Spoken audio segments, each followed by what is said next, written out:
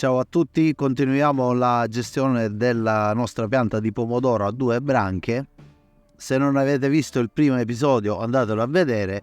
Adesso in questo caso cosa conviene fare? Questa è la nostra pianta principale dove vediamo già la seconda fioritura, quindi il secondo palco floreale aperto.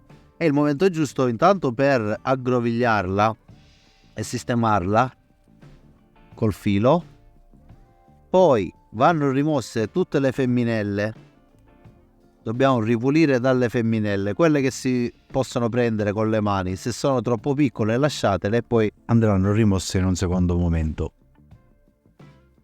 Sempre riguardo alla nostra pianta principale, fusto principale, in questo caso è una varietà di pomodoro che fa il cosiddetto fiorone, quindi il primo fiore che viene deforme, è molto grosso, che raggiunge una pezzatura grossa rapidamente e quindi può rovinare tutte le altre fioriture, o comunque tutti gli altri frutti potrebbero essere compromessi e appunto dare peso a tutta la pianta, quindi compromettere la crescita della pianta. Possiamo togliere sicuramente il primo e nel secondo palco possiamo anche fare questa operazione, ormai che si vede facilmente. Se volete un approfondimento su quale è appunto il pomodoro da togliere, quindi come si seleziona il grappolo nel pomodoro marmante costoluto, ve lo posso fare.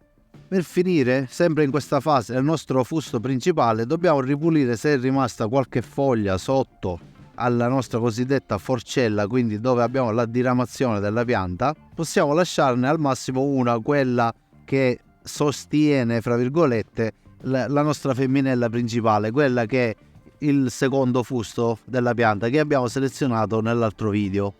Per quanto riguarda la nostra femminella, che ormai è diventato il secondo fusto, anche qui dobbiamo andare a togliere almeno 2 foglie, considerate 2 sicuro,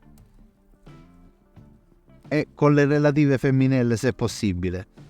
Se vogliamo lasciarne una in più rispetto al dovuto, lo possiamo fare perché ancora è piccolina, però di solito si lascia solo una foglia, quella sotto alla prima fioritura di questa femminella che ormai è diventata la seconda branchia della nostra pianta. Questa femminella va assolutamente rimossa, quella subito sotto alla prima fioritura, perché sennò diventerà veramente molto grande in poco tempo e toglierà energie alla nostra diramazione.